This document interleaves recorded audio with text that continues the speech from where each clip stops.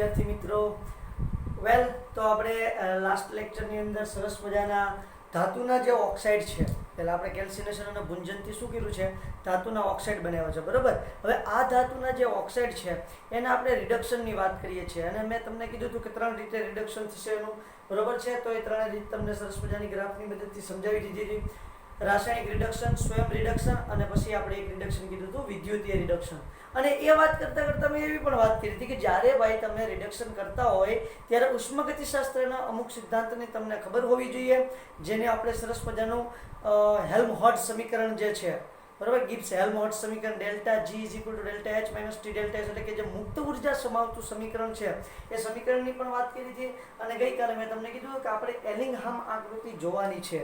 Okay, તો એ એલિંગહામ આકૃતિ આપણે આજે જોવાની છે. ત્યાં મેં એવું કીધું હતું કે 1 ગ્રામ મોલ ઓક્સિજન વાયુ લઈ અને આપણે એલિંગહામ આકૃતિઓ ભણવાની છે. મેં ઓલરેડી એલિંગહામ આકૃતિઓ અહીંયા દોરી જ રાખી છે. આના વિશે આપણે ડિટેલમાં અને જબરદસ્ત અભ્યાસ કરવાનો છે. જૂના સિલેબસમાં આની આકૃતિ અમારે અભ્યાસ કરવાનો આવતો નહીં હતો, પણ સદનસીબે તમારે એનો અભ્યાસ કરવાનો છે. પણ આઈ એમ શ્યોર સર જોવામાં એટલી સરળ જોવામાં એટલી બધી ડિફિકલ્ટ લાગે છે કે તમને એમ થશે કે ઓહો કેમ યાદ રાખશું. આ આકૃતિ આપણે એમ પણ યાદ નથી રાખવાનું માત્ર આવું યાદ છે. એની કિંમતો અને એની કઈ યાદ રાખવાની જરૂર છે નહીં. આની અંદરથી બહુ ઓછા ક્વેશ્ચન આવે છે, પણ JEE ની અંદર છેલ્લા 2 વર્ષોમાં ક્વેશ્ચનનો મારો વધારે રહ્યો છે. આપણે જોશું એને ક્વેશ્ચન કેવા પૂછાય છે એની પણ વાત કરવાના છીએ બરોબર. પણ સાહેબ આ સમજવામાં બહુ સહેલી વાત છે, એટલી સિમ્પલ છે. આઈ એમ શ્યોર હું તમને સમજાવીશ એટલે તમને પરફેક્ટ સમજાઈ જશે. બાકી જો તમારું ધ્યાન અહીંયા નહીં હોય તો આનું નામ પડશે ને તોય તમને ધ્રુજારી આવી જશે કે એલિંગહામ આકૃતિ કેમ યાદ રાખ, કેમ ભણવું, એવું જ તમને મગજમાં આવશે. પણ આઈ એમ ડેફિનેટલી શ્યોર કે હું તમને જ્યારે આ સમજાવીશ એટલે તમને જબરદસ્ત અને આરામથી સમજાઈ જશે. એ પહેલાં તમારા પુસ્તકની અંદર જે એની વાત કરેલી છે, જે રિડક્શન છે, રિડક્શનની વાત કરેલી છે, એના વિશેનું હું તમને જરાક માહિતી આપી દઉં છું. તો રિડક્શન શું સમજાવેલું છે કે ભાઈ આપણે ગઈકાલે જ વાત કરી હતી કે તમે રિડક્શન છે એ કાર્બનની મદદથી, કાર્બન મોનોક્સાઇડની મદદથી અથવા તો ધાતુની મદદથી કરી શકો બરાબર છે, મેટલ. આની મદદથી તમે સરળતાથી રિડક્શન કરી શકો. અને આપણા સિલેબસમાં મોસ્ટલી આનો જ અભ્યાસ કરવાનો છે. વિદ્યુત વિભાજન પદ્ધતિ છે એનો પણ આપણે અભ્યાસ કરવાનો જ છે, આપણે આવશે. ખાસ કરીને આપણે એલ્યુમિનિયમ જ્યારે છૂટું પડીએ ત્યારે વિદ્યુત વિભાજન પદ્ધતિનો આપણે સહારો લેશું. ઓકે, તો જુઓ અહીંયા જ્યારે આપણે રિડક્શન કરવાનું થાય ત્યારે આખી ઘટના શું થાય એના વિશે મસ્ત મજાની વાત કરતા જઈએ છીએ. તો પહેલાં જોશો તમે એટલે તમને ખ્યાલ આવશે. ધારો કે ભાઈ તમારું આવી રીતે કોઈ ધાતુનો ઓક્સાઇડ છે MXO બરાબર, એનું રિડક્શન થશે એટલે XM પ્લસ 1/2 O2 ખાલી O છે અને 1/2 O2 હું લખી શકું. ક્લિયર? હવે આ દરમિયાન જે તમારું ડેલ્ટા G0 નું મૂલ્ય છે, ડેલ્ટા G0 નું મૂલ્ય શું કહેવાય? MXO M. આ કેવું હોવું જોઈએ? ઋણ હોવું જોઈએ બેટા. તો આને સ્વયં રિડક્શન થયું કહેવાય. શું થયું કહેવાય? સ્વયં રિડક્શન. આ ડેલ્ટા G0 નું મૂલ્ય કેવું આવવું જોઈએ? ઋણ આવવું જોઈએ. કોની માટેનું? MXO થી M માટેનું જે ડેલ્ટા G0 નું મૂલ્ય છે એ ઋણ આવવું જોઈએ. વેલ, હવે જો સાહેબ તમે રિડક્શન કરતા તરીકે અહીંયા લખું છું, રિડક્શન કરતા તરીકે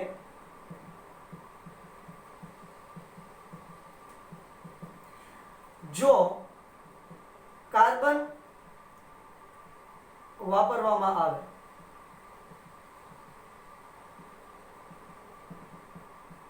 તો નીચે પ્રમાણે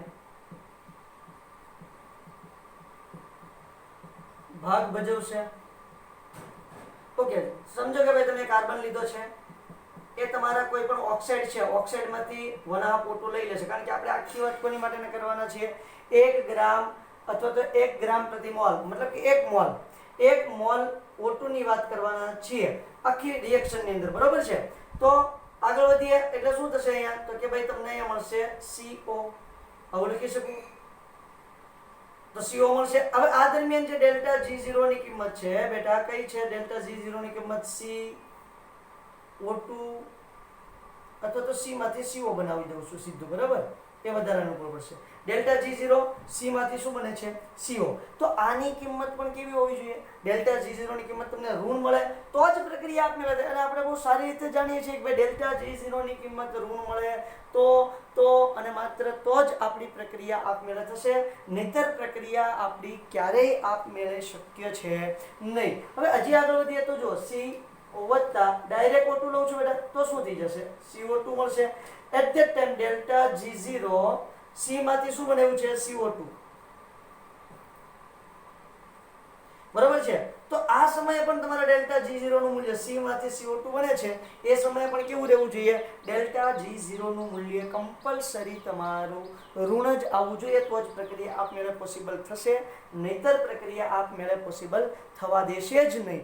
બરાબર. એક ઘટના આવી પણ બને છે CO આ CO છે જ ઓલરેડી વત્તા 1/2 O2 એટલે શું બને છે બેટા ફરી વખત CO2 બને છે. તો આ વખતે ડેલ્ટા G0 જુઓ ડેલ્ટા G0 CO માંથી CO2 એની માટેનો ડેલ્ટા G0 આપણે શોધવાનું શોધવાનું છે CO માંથી CO2 બનાવવાનું ડેલ્ટા G0 શોધવાનું છે. આ પ્રક્રિયા પણ પોસિબલ બને પણ ક્યારે પોસિબલ બને જો ડેલ્ટા G0 નું મૂલ્ય ઋણ હોય તો અને તો જ આ પ્રક્રિયા પોસિબલ છે નહીતર આ પ્રક્રિયા પોસિબલ નથી. હવે એક કામ કરીએ આજે આપણે રિએક્શન આપી છે ને એને આની સાથે આની સાથે જોડતા જઈએ એટલે શું રિએક્શન મળે છે આપણે જોઈએ છે. રિએક્શનના નંબર મેં આપ્યા નથી તમે આપી શકો બરાબર છે. આગળ આપી દઈએ આને રિએક્શન 1 કહી દઉં છું અને રિએક્શન 2 કહી દઉં છું અને રિએક્શન 3 અને રિએક્શન 4 બરાબર છે.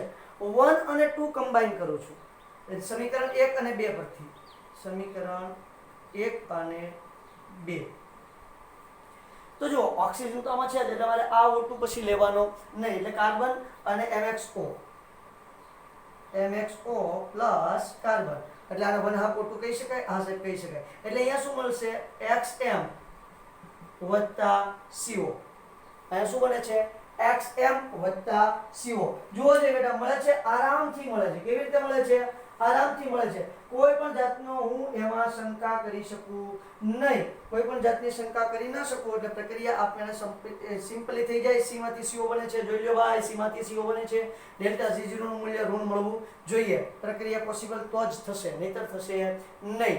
ત્યાર પછી જુઓ સમીકરણ 1 અને સમીકરણ કઈ ભાઈ જોઈન કરું છું તો કે સમીકરણ 3 બરાબર છે. સમીકરણ 1 અને સમીકરણ 3 ને હું કમ્બાઈન કરું છું. કોઈ પણ સંજોગે આપણે CO2 લાવવું પડે તો શું થશે MXO પ્લસ 1/2 C લઉં છું અડધો મોલ જ કાર્બન લઉં છું તો XM પ્લસ 1/2 CO2 આવું લખી શકું. જોઈ લ્યો બંને તરફ 1/2 C O2 આગળ 1/2 છે તો શું થઈ ગયું એક O થઈ ગયું. એ પણ પોસિબલ છે.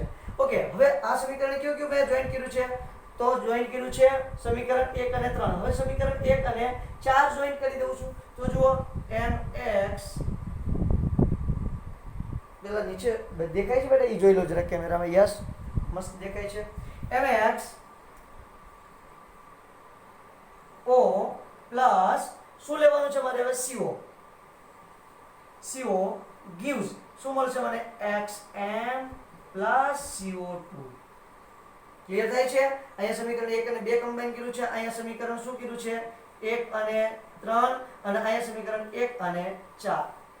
સમીકરણ 1 અને 2 પરથી સમીકરણ 1 અને 3 પરથી સમીકરણ 1 અને 4 પરથી દરેક વખતે તમારા ડેલ્ટા G0 ની કિંમત કેવી આવશે બેટા ઋણ આવશે.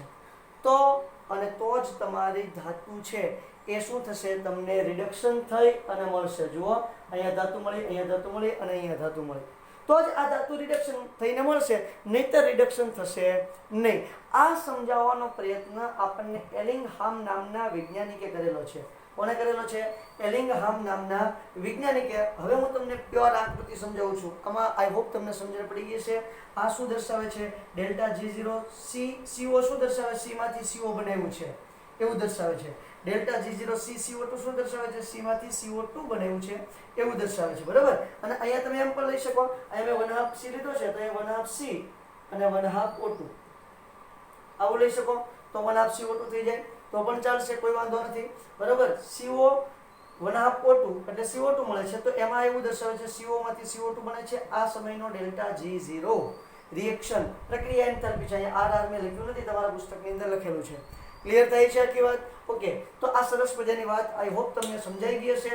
હવે આપણું રિયલ પિક્ચર શરૂ થાય છે. બહુ ઇન્ટરેસ્ટિંગ પિક્ચર છે બેટા અને હું તમને આ વાત એક્ઝામ્પલ સાથે પ્રૂફ કરીને દેખાડીશ. કેવું કરીને દેખાડીશ પ્રૂફ કરીને દેખાડીશ એટલે તમને પણ થશે કે નહીં કોઈ સારા વ્યક્તિ સાથે આપણો પાલો પડ્યો છે. ક્લિયર? ઓકે વેલ, ચલો તો શું સાહેબ પ્રૂફ કરવાનો છો તમે, અમને એ સમજાવો. તો આ મસ્ત મજાની પહેલા તો એલિંગહામ આકૃતિ જોઈ લો, તમારું મન ભરાઈ જશે. ક્લિયર? ચલો, ભરાઈ ગયું. હવે આ આકૃતિ કોના વિરુદ્ધ દોરેલી છે એ પણ તમે જરાક સમજી લો. તો ડેલ્ટા G0 વિરુદ્ધ T ની ગ્રાફ છે, એને આપણે નામ આપ્યું છે એલિંગહામ આકૃતિઓ. ડેલ્ટા G0 વિરુદ્ધ T નો જે ગ્રાફ છે એને આપણે એલિંગહામ આકૃતિ તરીકે ઓળખીએ છીએ. બહુ ઇન્ટરેસ્ટિંગ છે અને સમજવી ફરજિયાત સમજવી પડે એમ છે. વેલ, પહેલી વાર આ માટે અહીંયા આપણે ગિબ્સ હેલ્મહોલ્ટ્ઝ સમીકરણની જરૂર પડવાની છે. Delta G is equal to delta H minus T delta S. બરોબર છે? આ જે સમીકરણ છે ગિબ્સ હેલ્મહોલ્ટ્ઝ સમીકરણ, બરાબર છે? ગિબ્સ હેલ્મહોલ્ટ્ઝ સમીકરણ ગઈકાલે મેં લખેલું હતું. તો અહીંયા શું છે જુઓ, તમે જોશો એટલે ખબર પડશે. y અક્ષ ઉપર ડેલ્ટા G આવેલું છે. ડેલ્ટા G0 લ્યો કે G લ્યો કોઈ વાંધો નથી, બરાબર? સમજવા માટે ઇનફ છે. ઓકે, y આવેલું છે. ઓકે, પછી x અક્ષ ઉપર કોણ લીધું છે તમે? t લીધું છે. એટલે અહીંયા હું x લઈ લઉં. તો આ સમીકરણને તમે ધ્યાનથી જોશો ને, y is equal two mx plus c એ ટાઈપનું છે. અને આપણને બહુ સારી રીતે ખબર છે ભાઈ, y is equal two mx plus c plus છે એટલે ગ્રાફ કેવો આવવો જોઈએ? તો કે આ રીતે આવવો જોઈએ. આ ખાસ યાદ રાખજો. અહીંયા આંતરછેદ આવવો જોઈએ ફરજિયાત. આંતરછેદ c હોય છે, એના ઢાળનું મૂલ્ય કોણ હોય છે? m ઇઝ ઇક્વલ ટુ ઢાળ, અને અહીંયા y હોય અને અહીંયા x હોય. ધારો કે y is equal two mx graph હોય, આ રીતે ગ્રાફ તમને આપેલો હોય ગ્રાફ, તો આ પણ સીધી રેખા જ મળે છે. પણ ક્યાંથી? શિરોબિંદુમાંથી નીકળશે. પોઈન્ટ અહીં જે 0 પોઈન્ટ છે ત્યાંથી તમારો ગ્રાફ બનશે. અહીંયા ઢાળ બરાબર શું થશે? m. અહીંયા આવશે તમારું x અક્ષ અને અહીંયા આવશે y અક્ષ. બરાબર? હવે પોસિબિલિટી એવી છે કે અહીંયા માઇનસ હોય તો શું થાય પહેલા તો ધ્યાન આપજો. તો y is equal two mx minus c, આજે આપણો ગ્રાફ છે એની વાત કરીએ છીએ. તો આ ગ્રાફ છે ને, એક તો અહીંથી થશે એટલે આપણા આંતરછેદનું મૂલ્ય છે ને c મળે. આ આંતરછેદ છે, બંને વચ્ચેનો જે તફાવત છે તે. બરાબર? ઓકે, અહીંયા આપણે y લઈએ, અહીંયા આપણે x લઈએ, અને જે ઢાળ છે, ઢાળનું મૂલ્ય શું મળવું જોઈએ? આ ખરેખર આમ ના હોય, mx માઇનસ c હોય તો ખરા, બરાબર? પણ આપણે એને ઢાળ કેવો આવશે? ઋણ આવશે. સોરી, ઊંધો આવશે, મેં ઊંધું દોર્યું છે. અથવા તો c માઇનસ mx. એટલે આ જે ગ્રાફ છે એ ગ્રાફ ઋણ આવવો જોઈએ આવી રીતે. બરાબર? જ્યાં આ આંતરછેદ છે ને એ c હશે. તમારો x અક્ષ તો આવી ગયું છે. ઓકે, અને આ જે ઢાળ છે ને એ કેવો આવવો જોઈએ? ઢાળ is equal to minus m. આવો ઢાળ આવવો જોઈએ. એટલે આ જે આપણું સૂત્ર છે, ધ્યાન આપજો, આ જે સૂત્ર છે એમાં શું બનશે ઘટના? તો એમાં આ પ્રમાણે ગ્રાફ આવવો જોઈએ. સાહેબ તમે તો ઊંધા લખ્યા કે શું? કઈ સમજણ પડી નહીં. પણ ધ્યાન આપજો બેટા, કઈ રીતે આખો ઢાળ હું બદલું છું એ જ ખાસ સમજવાનું છે. અને તમારે જે કોષ્ટકની અંદર આપેલું છે એલિંગહામ આકૃતિ, એનો એ પોઈન્ટ છે સમજવા માટેનો. કેવો પોઈન્ટ છે? એ પોઈન્ટ છે. પોઈન્ટ નંબર એ છે, યાદ રાખજો. ઓકે, શું કરવાનું છે એ ખાસ ધ્યાનમાં આપજો. તો કે ભાઈ આ c છે, આંતરછેદ છે માઇનસ mx, x છે એ તો અહીંયા આવી ગયો એટલે ઢાળ છે એ શું થઈ? માઇનસ m તમારો થવો જોઈએ. એઝ ફોર ધીસ રિએક્શન, આ રિએક્શન માટેની વાત છે. આ ઢાળ તમારે નોંધ હોય તો નોંધી શકો, અને ઓલરેડી આપણે ઘણી વખત વાત થઈ પણ ગયેલી છે આની. ક્લિયર? ઓકે, તો આ સૂત્ર પ્રમાણે તમારો ઢાળ માઇનસ આવવો જોઈએ. પણ સાહેબ તમે તો અહીંયા ઢાળ દોરવા જઈએ તો કેવા ઢાળ લખ્યા છે? તો કે ઢાળ પ્લસ લખ્યા છે. જુઓ જુઓ, તમારી ભૂલ છે. હે? તો મારી ભૂલ નથી. કેમ પ્લસ થાય સમજાવું છું. બહુ જ ઇન્ટરેસ્ટિંગ છે બેટા. લગભગ તમને ક્યાંય આ વાત સમજવા મળશે નહીં, તમારા પુસ્તકમાં તો બિલકુલ નહીં મળે, એટલે ત્યાં તો વાત જ નહીં રાખતા. તો જો અહીંયા એ સમજૂતી જે એ છે એ મારે તમને અહીંયા આપવાની છે. આ તમારી સમજૂતી એની વાત થઈ છે. મેં ઢાળ પ્લસ શા માટે લખ્યો છે? Delta h is equal delta g is equal to delta h minus t delta s છે. ધ્યાન આપજો, આ સૂત્ર લો, આ સૂત્ર લો કે આ સૂત્ર, કોઈ પણ સૂત્ર લો, એમાં મને જરાક કહો આ શું છે? તો કે ભાઈ m છે, સોરી mg છે. mg છે એટલે ધાતુ છે. ધાતુ કેવી હોય? ઘન સ્વરૂપે હોય. બરાબર? o છે એટલે શું છે? ગેસ. અને MgO એટલે ધાતુનો ઓક્સાઇડ, એ પણ કેવા સ્વરૂપે? ઘન સ્વરૂપે હોય. તો જરાક મને કોઈ કહે છે બેટા કે ભાઈ ધાતુ હોય તમારી, શું હોય? ધાતુ. ધાતુ તો m છે, સોલિડ છે. ઓક્સિજન છે એ કેવો છે? ગેસ છે. અને ધાતુનો જે ઓક્સાઇડ છે એ કેવો હશે? તો કે ભાઈ એ તો તમારો સોલિડ હશે. તો ગેસમાંથી સોલિડ બને, ગેસમાંથી સોલિડ બને છે. તો ગેસમાંથી સોલિડ બને એટલે શું થાય પહેલા? તો કે ભાઈ તમારી જે ડેલ્ટા એસ એન્ટ્રોપી જે છે, કોણ છે? એન્ટ્રોપી. એન્ટ્રોપીના મૂલ્યમાં શું થાય? ઘટાડો થાય. એટલે ડેલ્ટા એસ નું મૂલ્ય ઋણ બનશે. ગેસમાંથી શું બન્યું? સોલિડ બન્યું છે. ગેસમાંથી સોલિડ બન્યું તો એન્ટ્રોપી ઘટે ને, કારણ કે ગેસની અંદર જે પરમાણુ છે, પરમાણુ દૂર દૂર હોય, બરોબર છે, એટલે એની એન્ટ્રોપી વધારે હોય. એને સોલિડમાં કન્વર્ટ કરો તો પરમાણુ નજીક આવી જાય એટલે અવ્યવસ્થાનું પ્રમાણ શું થઈ જાય? ઘટી જાય. યાદચ્છિકતા કહેવાય એને. ગુજરાતીમાં શું કહીએ છીએ? પ્યોર ગુજરાતીમાં યાદચ્છિકતા. યાદચ્છિકતાનું પ્રમાણ ઘટી જાય. યાદચ્છિકતાનું પ્રમાણ ઘટી જાય એટલે ડેલ્ટા એસ નું મૂલ્ય કેવું આવશે બેટા? ઋણ આવશે. ક્લિયર થાય છે એટલી વાત? ઓકે, મતલબ ગેસમાંથી સોલિડ બને તો ડેલ્ટા એસ ઘટે. ક્લિયર? લિક્વિડમાંથી સોલિડ બને તો ડેલ્ટા એસ ઘટે. સોલિડમાંથી ગેસ બને તો ડેલ્ટા એસ વધે. સોલિડમાંથી ગેસ બને તો ડેલ્ટા એસ વધે. વધે મતલબ એનું શું થઈ જાય? તો કે મૂલ્ય ધન મળે. અહીંયા ડેલ્ટા એસ ઘટે, અહીંયા પણ ડેલ્ટા એસ ઘટે. એટલે સુધીની વાત ક્લિયર થાય? હવે ધ્યાન આપજો, આનો હું ગ્રાફ દોરું છું. આ જે સૂત્ર છે એનો ગ્રાફ દોરું તો y અક્ષ ઉપર મેં ડેલ્ટા g લઈ લીધું છે, જેવું તમને એલિંગહામ ગ્રાફની અંદર દેખાય છે તેવી રીતે. બરોબર? x બરાબર કોણ થશે? મારું t થશે. તો અહીંયા લઈ લીધું છે t. ઓકે, ચલો વેલ, અહીંથી મેં ગ્રાફની શરૂઆત કરી છે. તો અહીંથી ગ્રાફની શરૂઆત આખી નથી કરતો, હજી તો શરૂઆત કરવી છે એવું માનું છું. તો આ મારું શું થશે? અચળાંક ડેલ્ટા h થશે. ઓકે, આ ડેલ્ટા h થશે. ક્લિયર? હવે વધ્યું છે ડેલ્ટા s.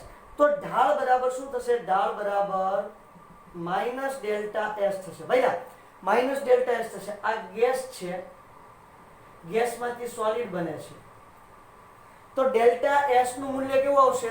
ઋણ આવશે. ગેસમાંથી સોલિડ બને છે તો ડેલ્ટા s ઘટે. ડેલ્ટા s ઘટે એટલે ઋણ મૂલ્ય આવશે.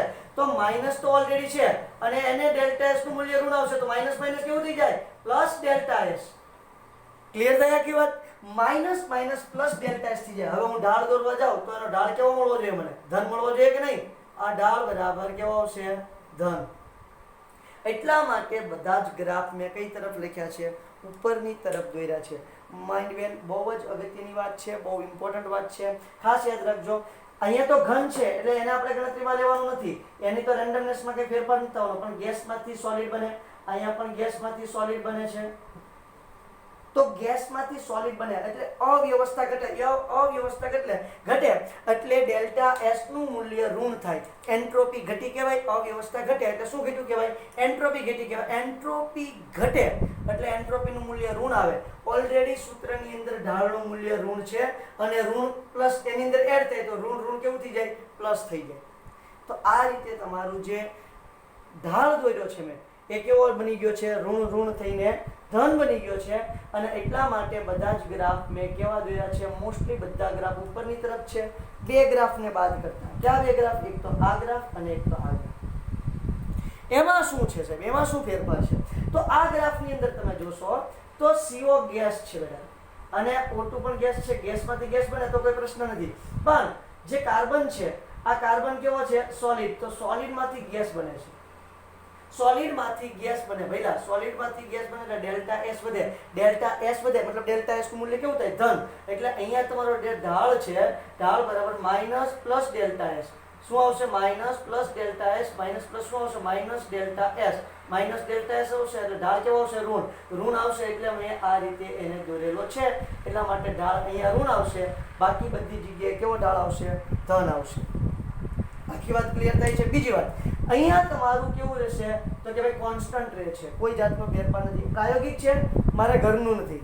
કેવી રીતે છે આ બધું મેળવેલું? પ્રાયોગિક રીતે મેળવેલું છે અને એને જ એલિંગહામ આકૃતિ તરીકે ઓળખવામાં આવે છે. તમે કોઈ પણ મૂલ્ય મૂકી અને આ વાત સમજી શકો છો. શા માટે ડેલ્ટા S ધન થાય? આ સૌથી અગત્યનો પોઈન્ટ છે.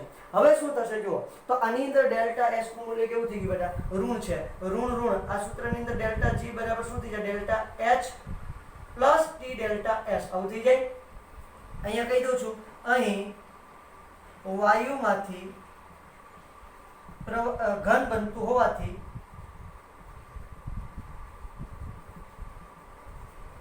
ડેલ્ટા S કેવું થાય છે? ઋણ બને છે.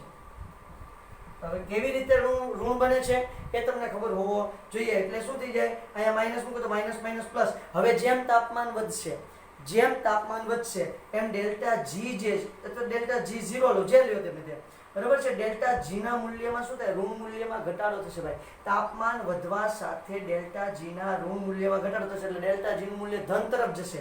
જેમ તાપમાન વધારશું એમ ડેલ્ટા જી નું મૂલ્ય કેવી રીતે જશે? ધન તરફ જશે. તો જો -1200 થી હરેક જગ્યાએ ઉપર જ જાય છે. દેખાય છે? ક્લિયર થાય છે આખી વાત? તો ડેલ્ટા જી માં શું થશે? તો કે ડેલ્ટા જી ધન તરફ જશે. અહીં તાપમાન વધારતા ડેલ્ટા જી ના મૂલ્યમાં વધારો થશે મતલબ કેવો? ધન તરફ જશે. અહીંયા કાઉન્સમાં લખી નાખું છું, ધન તરફ જશે. ક્લિયર થઈ છે આખી વાત? એટલે તમારું ડેલ્ટા જી છે એ ધન તરફ જાતું દેખાય છે. બેટા પડે કે નથી પડતી? પડે છે. સમજણ બહુ ઇન્ટરેસ્ટિંગ છે, બહુ અગત્યનું છે. મેં તમને કીધું જો સમજશો તો તમને એલિંગહામ જેવું કંઈ સહેલું નહીં લાગે, અને જો નહીં સમજો તો આનું નામ સાંભળતા જ તમને કંપન ઉઠી આવશે કે આને કેમ સમજવી, શા માટે ડેલ્ટા જી ધન તરફ જાય છે, એની અહીંથી તમને ખ્યાલ આવી જવો જોઈએ. ક્લિયર? ઓકે, તો આ વાત તમને એ સમજાવી છે. શું સમજાવ્યું છે? મુદ્દા નંબર એ સમજવો બહુ ઇમ્પોર્ટન્ટ છે અને બહુ અગત્યનો પણ થાય છે. ક્લિયર થાય? ઓકે, ત્યાંથી પછી આગળ વધીએ તો વાત નંબર બીજી સમજવાની છે. આ એમાં સમજણ પડી ગઈ હોય ને તો સાહેબ વાત નંબર બીજી સમજવી તમને બહુ સહેલી બની જશે. કેવી બની જશે?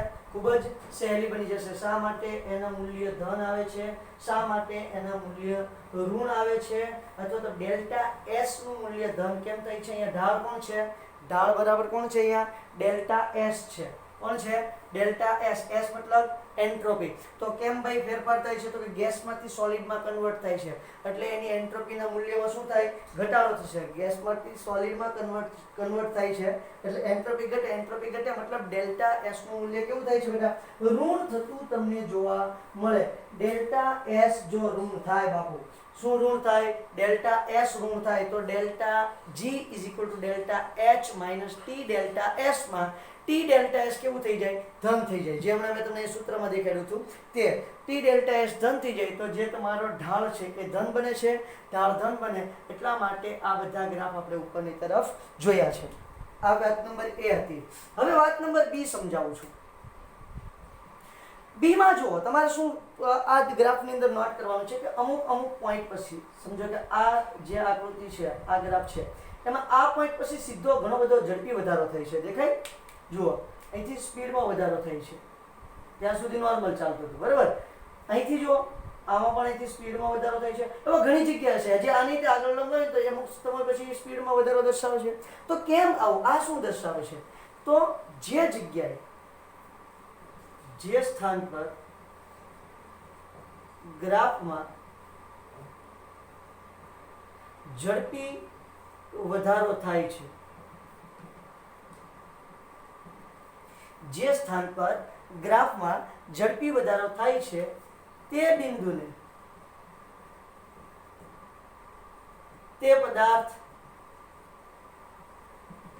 માટે શું કહેવામાં આવે છે? તો કે મેલ્ટિંગ પોઈન્ટ, એટલે કે આપણે જેને ગલન બિંદુ કહીએ છીએ.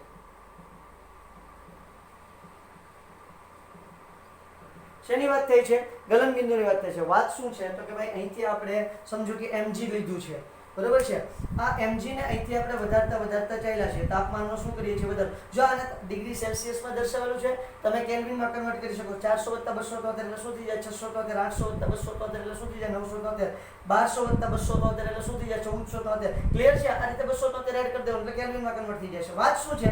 0 ડિગ્રી સેલ્સિયસ તાપમાન છે. હું અહીંથી વધારતો એક્ઝેક્ટ આ બિંદુએ પહોંચું છું, મતલબ કે 850 જેવું તાપમાન છે, બરાબર? અથવા તો હું એને 900 કહી દઉં. ચલો 900 જ કહી દઉં. 900 ડિગ્રી સેલ્સિયસ તાપમાને હું વધું છું, પછી એની અંદર સીધી ઓચિંતાનો જ તે એકદમ જબરદસ્ત વધારો થતો તમને જોવા મળે છે. તો આ શું દર્શાવે છે? તો કે એટલે સુધી તો ઘન સ્વરૂપ હતું, અહીંથી હવે શેમાં કન્વર્ટ થઈ ગયું છે?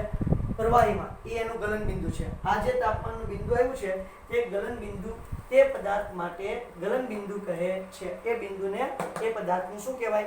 ગલન બિંદુ તરીકે ઓળખવામાં આવે છે. આખી વાત સમજણમાં આવે છે બેટા?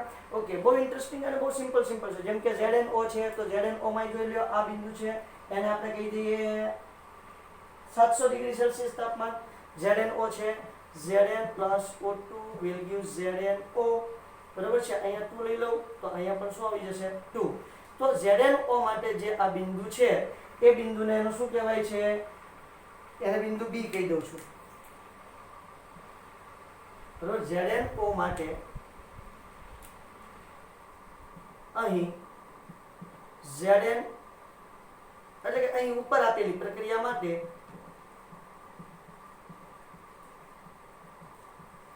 બિંદુ B ને ગલન બિંદુ કહે છે. આ બિંદુ B જે છે એને તમારે શું કહેવાનું છે બેટા? ગલન બિંદુ તરીકે ઓળખવાનું છે. બરાબર છે? બહુ ઇન્ટરેસ્ટિંગ છે અને અહીંયા વક્રમાં એકદમ ફેરફાર તમને આવેલો જોવા મળે છે. એટલે સુધીનું ક્લિયર થાય છે? હા કે ના? હા સર, થાય છે. મસ્ત મજાનું ક્લિયર થાય છે, મજા આવે છે. વેલ, આગળ વધીએ, વાત નંબર C સમજીએ. આ ગ્રાફમાંથી પોઈન્ટ નંબર C સમજવાનો છે.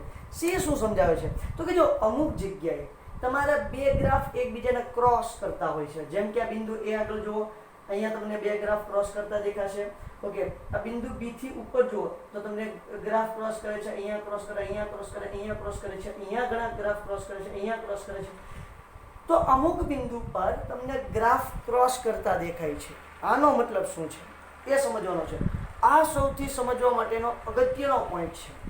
બરાબર છે? પહેલો પોઈન્ટ તો સમજવાનો ખૂબ અગત્યનો હતો. બીજો પોઈન્ટ તો સિમ્પલ છે કે ભાઈ જ્યાંથી ક્રોસ એકદમ બને છે, ગ્રાફમાં એકદમ ફેરફાર જ્યાંથી થાય છે એને આપણે શું કહેવાનું છે? તો કે ભાઈ એ તમારો સરસ મજાનું ગલન બિંદુ છે એવું કહી દેવાનું છે. હવે જે બિંદુ C સમજવાનું છે, પોઈન્ટ C સમજવાનો છે. C નંબરનો પોઈન્ટ ખૂબ જ ઇન્ટરેસ્ટિંગ છે, ખૂબ જ અગત્યનો પણ છે. હવે આમાં શું સમજવાનું છે એ હમણાં હું તમને સમજાવું છું કે ભાઈ નીચેનો જે ગ્રાફ છે, અહીંયા તમે ગ્રાફ જોયો છે ને, એમાં જે નીચેની લાઈન છે એનો ધાતુ ઉપરની લાઈનના ધાતુના ઓક્સાઇડનું રિડક્શન કરી શકે. આપણો મેઇન હાર્દ આ ટોપિકનું હૃદય જે છે એ આ છે, આ પોઈન્ટ C છે. શું કહે છે કે નીચે ગ્રાફની અંદર નીચે આવતી લાઈન ઉપર આવતી લાઈનના ઓક્સાઇડનું શું કરે છે? રિડક્શન કરે છે. એટલે આ ધાતુના ઓક્સાઇડનું રિડક્શન કરી શકે છે. આવું એલિંગહામ કહે છે. ભાઈ હું કહેતો નથી અને મારી ઉપર કોઈએ વાંક કાઢવો પણ નહીં. હવે એટલું એને કહી દીધું તો આપણે સમજી જવું. કેમ સમજવું? આપણી પાસે કંઈક તો હિન્ટ હોવી જોઈએ ને. તો કઈ રીતે આપણને સમજણ પડશે? બહુ મુશ્કેલી થઈ, પણ કઈ વાંધો નહીં, એ હમણાં હું સમજાવું છું. એ પહેલા પોઈન્ટ A સમજી લઈએ કે જે જગ્યાએ પોઈન્ટ A છે, મતલબ કે જ્યાં તમારી બે રેખાઓ એકબીજાને ક્રોસ કરે છે, એટલે કે જેને આપણે કહીએ છીએ શું કહીએ, એકબીજાને છેદે છે.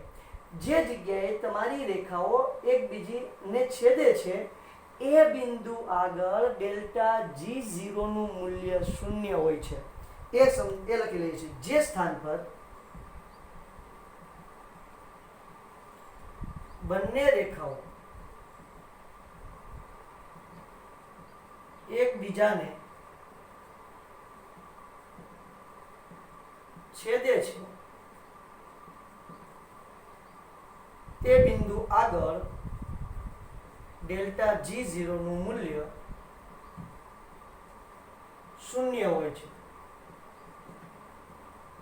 એટલે કે delta G0 is equal two 0 હોય. એટલે કે આ બિંદુએ તમારા ડેલ્ટા G0 નું મૂલ્ય કેવું થઈ જાય બેટા? 0 થઈ જાય છે. હવે શું કરવાનું છે?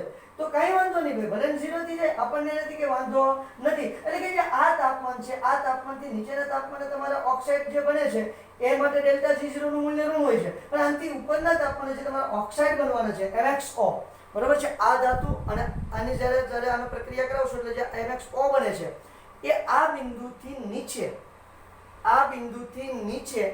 આ જે MXO બને છે ને એનું મૂલ્ય ઋણ હોય. સમજાવીશ હું એકદમ આ વાત સમજાવીશ, અને આ સમજાવીશ પછી મેં તમને ગેરંટી આપી છે કે પછી તમારે ક્યાંય કોઈ જગ્યાએ પાછું પડવાનું થશે નહીં. એલિંગહામ આકૃતિ એટલે તમને માખણ જેવી લાગશે. કેવી લાગશે? માખણ જેવી. તો એ પેલો પોઈન્ટ લખી નાખું, એ અમારી માટે અગત્યનું છે. બરાબર છે?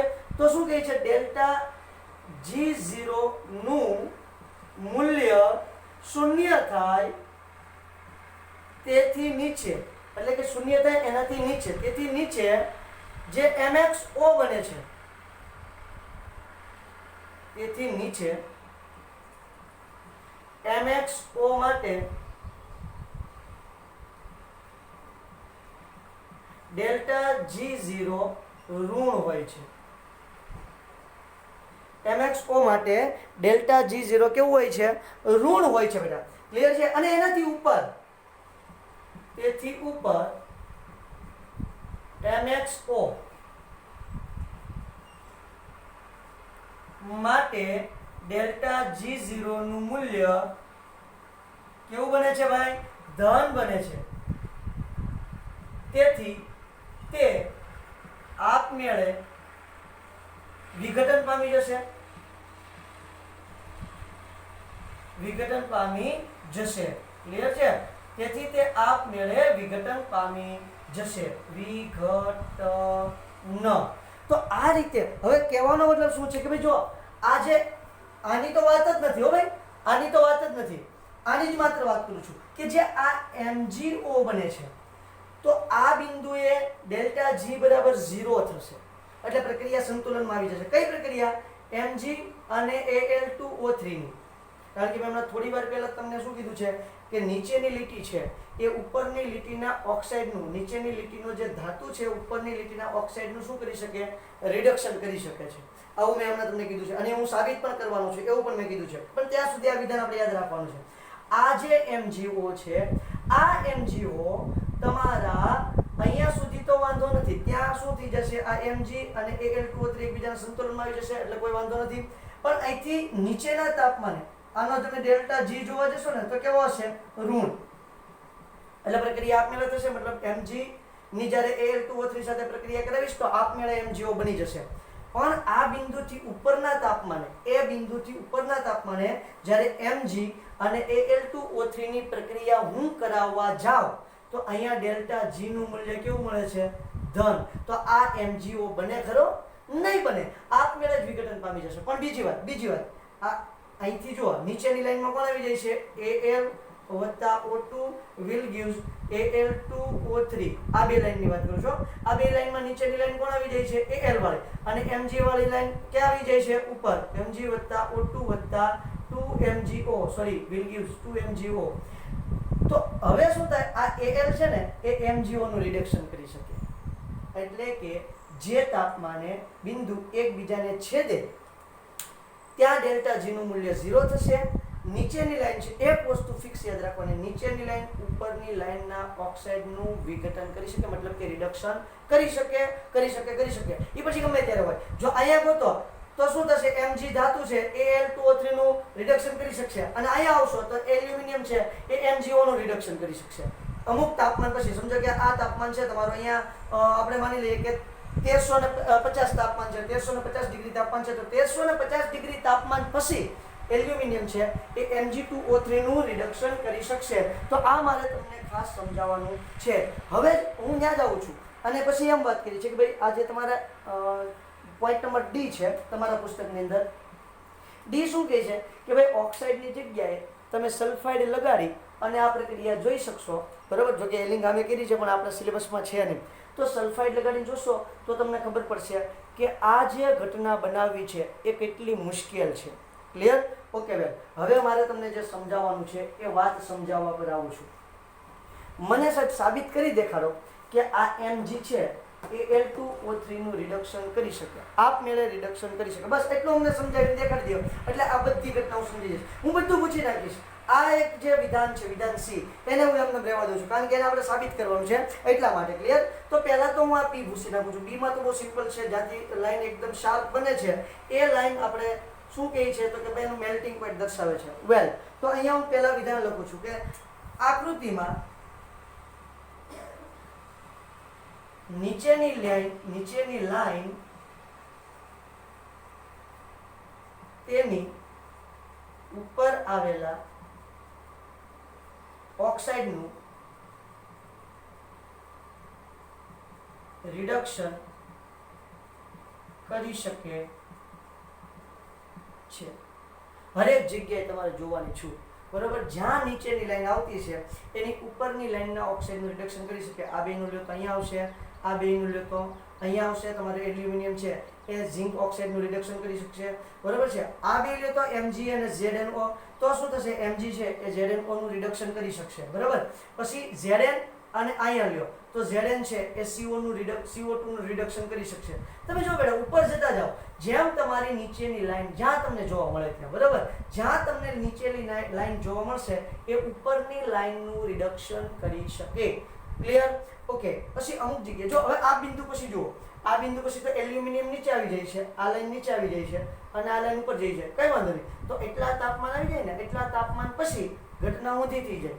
ક્યારેક મારી વારી, ક્યારેક તારી વારી, બોલે કે ને એમ, મેં પછી ગારો, વારા પછી વારો. ઓકે. તો અહીંયા પહેલા શું થાય છે, જે તમારું Mg છે એ Al2O3 ને વિષારકને બહુ ભૂંસતાવે છે, બહુ મારે છે. થોડોક સમય જાય, તાપમાન વધે, 1200 1300 ઉપર થોડું તાપમાન જાય, 1300 આજુબાજુ, બરાબર. એટલે શું થાય તો કે બાજી આખી પલટાઈ જાય. અહીંયા એલ્યુમિનિયમ હવે તમારા MgO નો વારો પાડી દેશે. આને હું ભૂસી નાખું, જો કે રહેવા દો તો કે વાંધો નથી, તમારા ગ્રાફની અંદર તો નથી, પણ મેં સમજાવવા માટે કીધું છે. આ વાક્ય આપણા માટે બ્રહ્મ વાક્ય છે. કેવું વાક્ય છે? બ્રહ્મ વાક્ય છે. જ્યાં પણ તમને નીચેની લાઈન હોય એ ઉપરની નીચેની લાઈન છે, નીચેની લાઈનમાં રહેલ ધાતુ, એટલે કે નીચેનો ગ્રાફ જે છે એની જે ધાતુ છે એ ઉપરના ગ્રાફના ધાતુના ઓક્સાઇડનું રિડક્શન કરી શકે છે. એ પછી ગમે તે હોય, જ્યાં તમને નીચેની લાઈન જોવા મળે ને એની ઉપરની લાઈનનું પૂછે ને ત્યાં તમારે જોઈ નાખવાનું. સમજો કે તમને કહી નાખે કે આ બિંદુએ શું થશે, એટલે કે આ તાપમાન શું થશે ભાઈ. આ તાપમાન સમજો કે તમારું છે 1800 ડિગ્રી સેલ્સિયસ. 1800 ડિગ્રી સેલ્સિયસ તાપમાને Mg Al2O3 નું રિડક્શન કરી શકશે. 1800 ડિગ્રી સેલ્સિયસ તાપમાને Mg Al2O3 નું રિડક્શન કરી શકશે. હવે Mg અહીંયા છે અને Al2O3 અહીંયા છે, કરી શકશે? નહીં કરી શકે, કારણ આ ઉપરની લીટીમાં છે, આ નીચેની લીટીમાં છે.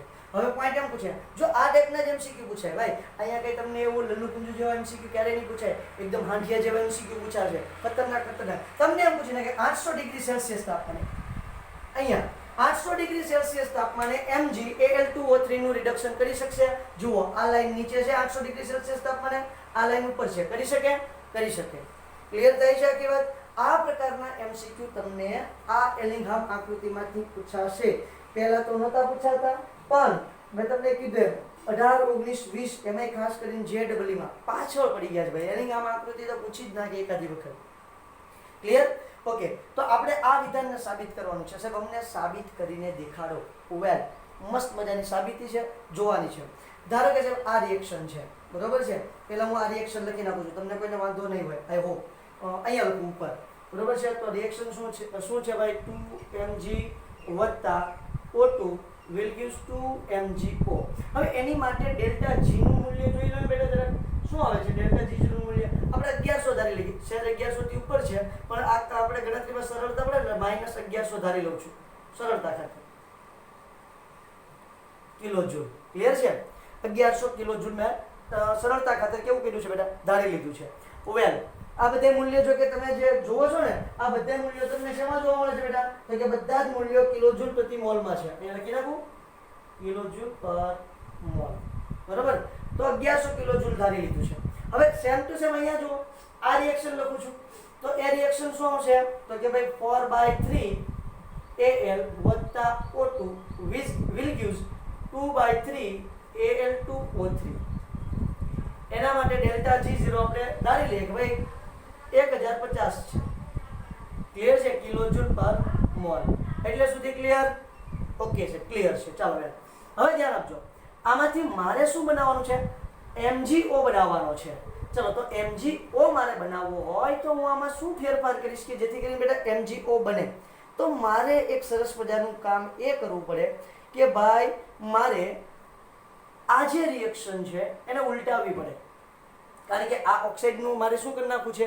રિડક્શન કરવું છે. રિડક્શન કરવું છે તો સમીકરણ 2 છે એને ઉલટાવીને લખતા. આને સમીકરણ 1 કહી દઉં અને આને સમીકરણ 2 કહી દઉં. સમીકરણ 2 ને ઉલટાવીને લખતા. કારણ કે ભાઈ આ તો નાશ પામવું જોઈએ ને બેટા, બરોબર છે? તમને હમણાં સિમ્પલી થોડીક વાર પહેલા જે બતાવ્યું હતું, સમજો કે કોઈ ધાતુ છે અથવા તો MXO છે, બરોબર છે, MXO વત્તા C લીધું હોય તો શું બનવું જોઈએ? તો કે ભાઈ XM એટલે કે ધાતુ છૂટી પડવી જોઈએ અને શું બનવું જોઈએ? CO. એટલે આનું છે એનો ઓક્સાઇડ બની જવો જોઈએ અને મને પ્યોર એલ્યુમિનિયમ ધાતુ છૂટી પડેલી જોવા મળવી જોઈએ. તો જુઓ અહીંયા હું આને ઉલટાવીને લખું છું તો અહીંયા શું થશે? 2/3 Al2O3 ક્લિયર છે? 2/3 Al2O3 will gives શું આવશે? 4/3 Al plus O2. આવી રીતે થાય તો આ ડેલ્ટા G નું મૂલ્ય શું થઈ જાય? પ્લસ 1050 થઈ જાય, જેમ આપણે ભણ્યા હતા ચેપ્ટર નંબર 6 અને 7 માં, બરોબર છે? તો એ મુજબ હવે ધ્યાન આપજો, આને તો કાઢી નાખવાની છે, આ રિએક્શન જવા દો કારણ કે એને તો ઉલટા લખી રાખી છે. રિએક્શન 1 અને 3 આ બંનેનો શું કરવાનું છે? સરવાળો કરી નાખું છું. ધ્યાન આપજો, O2 બે બાજુથી ઉડી જાય બેટા, ક્લિયર છે? હા, O2 ઉડી ગયા. હવે અહીંયા શું વધે છે? ધ્યાન આપજો, 2Mg plus 2/3 Al2O3 will gives અહીંયા શું વધશે? તો અહીંયા વધશે 2MgO પ્લસ અહીંયા શું આવશે? કારણ કે આ તો પ્રક્રિયા ઉલટી કરી નાખી છે એટલે 4/3 Al. જો પછી વધવું જોઈએ ને, અહીંયા શું થશે? ધ્યાન આપશો એટલે ખ્યાલ આવશે. તો જો કેટલા Al છે? 4/3 Al. રેડી છે? ઓકે. ઓક્સિજન કેટલા થાય છે? તો 3 દુ 6, 6/3 એટલે કેટલા ઓક્સિજન થાય? 2. તો અહીં 2 ઓક્સિજન થઈ ગયા. ઓકે, અને ઓલરેડી 2 Mg છે, મતલબ આ પ્રક્રિયા આપણી રેડી છે. હવે આ તો જ બને જો તમારા ડેલ્ટા G નું મૂલ્ય ઋણ આવે. Okay okay okay. અહીંયા જરાક જોશો તો delta G is equal two શું આવશે? Delta G1 plus delta G2. Clear?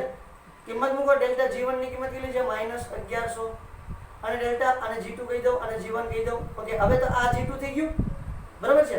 તો 1100 માઇનસ પ્લસ 1050. ઓકે, શું વધ્યું છે ભાઈ? -50 કિલોજૂલ. કેવું મૂલ્ય આવ્યું ડેલ્ટા G નું? ડેલ્ટા G નું મૂલ્ય માઇનસ એવું. બેટા મને સરખું તમને સમજાય છે? દેખાય છે સરખું? ઓકે દેખાય છે સર, મસ્ત દેખાય છે, કઈ વાંધો નહીં. ચલો, તો ડેલ્ટા G નું મૂલ્ય તો ન સરખું દેખાતું હોય ને તો હું વ્યવસ્થિત આ થોડું એટલું ભૂસી નાખું, બરાબર? એટલું તો આપણને ખ્યાલ છે એટલે સુધી હું ભૂસી નાખું છું. નીચેનું વિધાન છે, આપણે એને સાબિત કરવાનું છે. ફરી વખત અહીંથી થોડું વિસ્તારથી લખું છું. ઓકે, તો ડેલ્ટા G બરાબર શું થશે? Delta G1 plus delta G2 કુલ પ્રક્રિયા એન્થાલ્પી છે, બરાબર? તો ડેલ્ટા G1 કેટલું છે? -1100 કિલોજૂલ પ્લસ આને પ્રક્રિયા ઉલટાવી છે તો આ માઈનસ છે કેવું થઈ જાય? પ્લસ, એટલે 1050 કિલોજૂલ. કરો બાદ બાકી જરાક, આ પ્લસ છે આ માઈનસ છે તો કેટલું વધશે? -50 કિલોજૂલ. ડેલ્ટા G0 નું મૂલ્ય કેવું આવે છે? -50 કિલોજૂલ. મતલબ પ્રક્રિયા આપમેળે થાય. ઉલટાવીને લખી જુઓ, થાય તો મને તમે કહેજો, બરાબર છે? જોયો તો આ છે એલ્યુમિનિયમ છે, એના વડે MgO નું રિડક્શન કરો એટલે તમે ઉલટાવીને પ્રક્રિયા લખશો તો અહીંયા શું મૂલ્ય આવશે? +50 આવશે. +50 આવશે એટલે પ્રક્રિયા આપમેળે થશે નહીં. અહીંયા પણ કિંમત મૂકી જાઓ બેટા, આ મૂલ્ય જોઈ લો એટલે તમને ખ્યાલ આવશે. આ મૂલ્ય લ્યો અને આ મૂલ્ય લ્યો. આ તાપમાન માટે, કોઈ પણ અચળ તાપમાન માટે તમારે લેવાનું છે, અથવા તો આ તાપમાન માટે લ્યો, કોઈ વાંધો નહીં. ચાલો, તો કેટલો આવે છે? અહીંયા તમે ડેલ્ટા G જોશો એટલે 750 આવે છે અને અહીંયા 900 આવે છે. મૂકી જુઓ તો અહીંયા પાછું કેવું આવશે? અહીંયા ઋણ મૂલ્ય આવશે. પણ અહીંયા જોવા જશો તો કેવું મૂલ્ય આવશે? જો MgO નું રિડક્શન એલ્યુમિનિયમ વડે કરશો તો MgO નું રિડક્શન એલ્યુમિનિયમ વડે અહીંયા કરશો તો અહીંયા ઋણ મૂલ્ય આવશે. અહીંયા એલ્યુમિનિયમ વડે MgO નું રિડક્શન કરશો ને તો મૂલ્ય ધન આવશે. કેવું મૂલ્ય આવશે? ધન આવશે. બીજી વાત, અહીંયા MgO નું મૂલ્ય જોવા જશો તો અહીંયા તમે પાછા જોશો તો અહીંયા MgO નું જે ડેલ્ટા G અહીંયા ઋણ મળ્યું છે એ MgO માટે અહીંયા ડેલ્ટા G કેવું મળશે? આ તાપમાન માટે ધન મળશે. તો એવું જ કહે છે કે ધન મળે ને તો આ એની મેળે વિઘટન પામે, મતલબ કે આપમેળે બનશે નહીં. આ MgO આપમેળે બને નહીં. એને શું કરવું પડે? તો કે ડેલ્ટા G નું મૂલ્ય ધન છે એટલે આપમેળે MgO બને નહીં. હા, અહીંયા Al2O3 આપમેળે બનશે, બરોબર છે? એટલે આની તમે રિએક્શન જોશો તો Al2O3 માટે મૂલ્ય ધન આવશે, ઋણ આવશે ડેલ્ટા G નું મૂલ્ય, અને આની માટે ડેલ્ટા G નું મૂલ્ય કેવું આવશે? ધન આવશે. નીચે બી આવો, આ બિંદુથી નીચે MgO માટે ડેલ્ટા G નું મૂલ્ય ઋણ આવશે અને Al2O3 માટે ડેલ્ટા G નું મૂલ્ય કેવું આવશે? ધન આવશે. બહુ અગત્યનું, બહુ ઇમ્પોર્ટન્ટ અને સમજવા માટે ખૂબ જ અગત્યનું છે. વારંવાર રિવિઝન કરવું બેટા, બરાબર છે? વિડીયોને વારંવાર રિવાઇઝ કરીને જુઓ. કમ્પલસરી તમને આ વાત સમજાવવી જોઈએ. અહીંયા મેં તમને મૂલ્ય મૂકીને સમજાવ્યું છે જે ઓલરેડી તમારા જે કોયડો છે, કોયડો 6 કોયડો 6.1 છે બરોબર છે કે ભાઈ તમારા Mg વડે Al2O3 જે ઓક્સાઇડ છે એનું રિડક્શન થઈ શકે છે સમજાવો તો જો અહીંયા તમે આવી રીતે કિંમત મૂકીને પણ સમજાવી શકાય ફટાફટ સ્ક્રીનશોટ લઈ લો મસ્ત મજાની વાત છે પછી આગળ વધીએ ઓકે વેલ એટલે સુધી આઈ હોપ કે તમને સમજણ પડી છે પછી એક વિધાન વધારે લખી નાખું છું સરસ મજાનું કે જેમ આ તફાવત વધારે જો એટલો તફાવત છે એટલો તફાવત હોય જેમ તફાવત વધારે તેમ શું થશે રિડક્શન વધુ સરળ થશે જેમ બંને ગ્રાફ એટલે કે રેખાઓ વચ્ચેનો તફાવત વધુ તેમ રિડક્શન વધુ સરળ એટલે કે આ તફાવત જેમ વધારે એમ વધારે સરળ સમજો કે તમારે Mg વડે Al2O3 નું રિડક્શન કરવું હોય અને Mg વડે ZnO નું રિડક્શન કરવું હોય તો કયું રિડક્શન સરળ બનશે Mg વડે ZnO નું રિડક્શન વધારે સરળ બનશે ક્લિયર થઈ છે આખી વાત Mg વડે Al2O3 નું રિડક્શન તો થાય જ છે પણ Mg વડે ZnO નું રિડક્શન વધારે સરળ થતું છે એની પ્રતિ CO2 નું રિડક્શન લેવા જાવ હા ભાઈ તાપમાન ખાસ અગત્યનું છે બેટા કયા બિંદુ પછી તમે વાત કરો છો તાપમાનના કયા બિંદુ પછી વાત કરો છો એ અગત્યનું છે કારણ કે ડેલ્ટા H અને ડેલ્ટા S અચળ છે માત્ર ફેરફાર કોનામાં થાય છે ડેલ્ટા T માં ડેલ્ટા S અને ડેલ્ટા H નું મૂલ્ય કોઈ એક પ્રક્રિયા માટે અચળ છે તેથી પ્રક્રિયાનો આધાર